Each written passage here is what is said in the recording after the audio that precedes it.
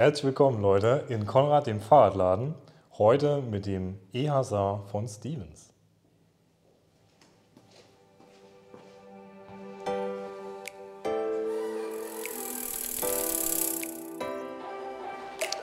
Hallo Leute, ich bin der Lucien, das ist der Tobi. Hi. Wir sind heute in unserem Hauptgeschäft hier vorne im Eingang, hinter unserer tollen Ortlieb-Taschenwand. Und wie der Tobi eingangs schon gesagt haben wir heute das Stevens E-Hazard. Das ist ein Mittelklasse Trekking Hardtail, wo wir heute euch mal ein bisschen zeigen, was das so besonders macht. Jo, also Trekking Hardtail ist so ein bisschen ein Mix. Es kommt halt wirklich aus dem Mountainbike-Bereich, hat eigentlich eine ziemlich ordentliche Federgabel verbaut. Man sieht es auch gleich, die Reifen ein bisschen gröber, aber es hat eben Ausstattung. Und vielleicht gehen wir die Ausstattung einfach mal so ein bisschen von vorne nach hinten durch. Und wenn wir da beim Cockpit mal gucken, da fällt uns eins gleich auf. Wir haben gleich eine ordentliche Lampe mit verbaut von Lightmove mit 110 Lux. Das heißt, das ist ein Scheinwerfer, den können wir durchaus auch schon mal ohne Probleme im Wald und im Straßenverkehr benutzen. Das ist auch für beides freigegeben. Und ja, natürlich haben wir da auch hinten eine Lampe verbaut, auch relativ groß und schick, auch von Lightmove. Relativ breiter Rückstrahler, wo auch die Reflektoren schon gleich mit eingearbeitet sind, also alles auch STVZO-konform. Also ich bin ja immer ein Fan davon, so ein Video anzufangen mit den Highlights, ne? Damit die Leute immer wissen, was ist jetzt hier das Wichtigste und das Besondere. Besonders finde ich an dem Rad ist, wir sind bei einem Preispunkt von 3.499, ja, unter 3.500. Zweiter Punkt, die Optik. Das kommt wahrscheinlich in dem Video jetzt nicht so gut rüber, aber das ist die Farbe Electric Blue Green und so nennt sie Stevens. Und das finde ich halt schon trifft's, weil die Farbe ist grün, hat aber so einen Blaustich und ja, es ist einfach ein ganz cooler Metallic-Effekt-Lack. Ne? Also ist nicht so auffällig jetzt wie zum Beispiel beim Magic Blue, bei dem AM772 oder beim E-Juke, aber es ist schon mal wieder ein besonderer Farbton. Also das ist schon wieder fast Flip-Flop, ne? Also es ist sehr dezent gehalten, aber je nach Blickwinkel haben wir blau oder grün, also wieder richtig schick. Ja, also von den Effektlacken oder Flip-Flop-Lacken so der noch am moderatesten. Ne? Ausstattung hat es ja gesagt, super gute Lampe. Ne? Was ich auch gut finde, ist halt, wir haben ja hier die Gabel 120 mm in Kombination mit diesen Continental-Reifen, die richtig schön dick sind. Ich glaube 58 mm. Das sind, was sind das? Knapp 2,3er. Ne? Das sind schon ordentliche Schlappen. Ja, genau, 2,3er haben wir da. Ist der Ruben, extra fürs E-Bike entwickelter Reifen. Ihr kennt es vielleicht aus dem Schwalbe-Universum auch so ähnlich. Wir haben einen relativ breiten Mittelsteg, dass wir gut auf Straße fahren können und auf der Waldautobahn, haben aber auch ordentliche Seitenstollen, wenn es dann doch mal ein bisschen gröber wird oder schottrig wird, dass man da eben nicht seitlich wegrutschen kann. Ansonsten hat der Reifen auch einen Reflektorstreifen drauf, das erspart uns die blöden Katzenaugen so ein bisschen, die wir sonst brauchen würden. Das sind die hier, ne? Es gibt auch noch dieses Spike, also diese Stifte, die man da so reinpetzen kann. Und hier dieser Streifen, das ist ja mittlerweile Standard geworden bei vielen Reifen von Conti, Schwalbe. Ich weiß gar nicht, ob es Maxxis macht, aber so die meisten machen es ja. Das ist schon mal, das sorgt schon mal für ordentlich Komfort, dicke Reifen mit einer guten Federgabel, 120 mm ist ja schon mal was für ein Trekkingrad. Super. Des Weiteren, ja, was ist hier bei dem Rad noch cool? Lack haben wir ja schon gesagt. Ja, gehen wir mal am Lack runter, ne? Was direkt auffällt, CX, ist der Kollege hier. Ne? Stärkster Motor, ne?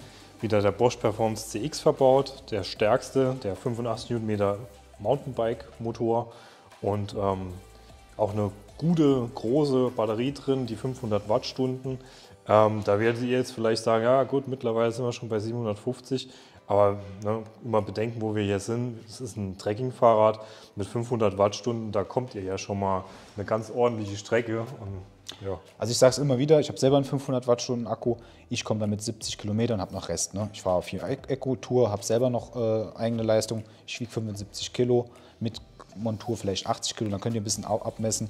Bisschen eine Prozentrechnung machen, wenn man ein bisschen schwerer ist. Ist schwierig, aber plus minus muss man halt dann gucken. Klar, wenn man jetzt 100 Kilo wiegt, kann man halt dann vielleicht aus den 70, 80 Kilometer können dann halt 60 werden. Aber 625 geht hier auch rein. Das heißt, wenn ihr das wollt, können wir das irgendwie hinkriegen. aber kostet dann wieder ein paar 100 Euro wieder dazu. Ne? Hydraulische Scheibenbremsen, ganz normal, Two-Pistons, vorne, hinten, also ne, nichts Besonderes, aber ordentlich. Ja? Ja, ich würde schon sagen, was Besonderes. Klar, es sind nur 2 Kolben, aber in dem Bereich, wo das Rad unterwegs ist, also eben nicht im supersportiven, alpinen Bereich, finde ich die eigentlich so ziemlich das Nonplusultra. Also das ist die gängigste Bremse, die wir auch so nachrüsten. Reicht völlig aus. Ja, es ist sowieso ein Adjektiv, was ich hier öfters mal verwenden würde. Ausreichend, beziehungsweise gut ausreichend. Also nicht im Sinne von Schulnoten, ne? Sonst wäre es Sondern reicht einfach dicke. Ne? Reicht dicke, das wäre dann quasi gut plus, ne? Weil ganz ehrlich, die 4 Kolben, das ist halt eher was für Mountainbiker oder für Leute, die richtig schwer sind. Diese 4 Kolben vorne haben wir auch eher bei den Rädern, die halt im Premium-Segment sind, also Riese Müller GT-Modelle oder halt bei Enduros, XL-Modellen, wo Systemgewicht 160, 180 Kilo sind. Ne? Da ist das nochmal eine andere Sache, da will man halt auf Nummer sicher gehen. Aber hier 16 Zoll Rad, das fahren in der Regel Leute, die 1,60 bis 1,75 vielleicht so sind, vielleicht auch 1,57 oder 1,55. Die sind in der Regel, liegen die nicht über 80, 90 Kilo. Ne? Ja. Und da ist es halt komplett voll ausreichend. Gut, was haben wir noch? Klar, Schaltung müssen wir auch ansprechen. Haben wir eine 9-Gang Shimano Alivio verbaut. Auch hier für das Rad eigentlich genau das Richtige. Ihr seht es direkt schon, die Kette ist ein ordentliches Stück dicker, als ihr das vielleicht kennt von 12-Gang-Schaltungen. Auch die Ritzel sind ein bisschen stabiler gebaut. Also es ist ein Rad, was vielleicht auch mal den ein oder anderen Schaltfehler verzeiht. Man müsst auch immer bedenken, hier zerren 85 Newtonmeter dran. Je dünner die Kette, desto eher reißt die auch mal. Also hier eigentlich genau das Richtige für das Rad gewählt. Ja. Und dann wären wir quasi schon einmal durch.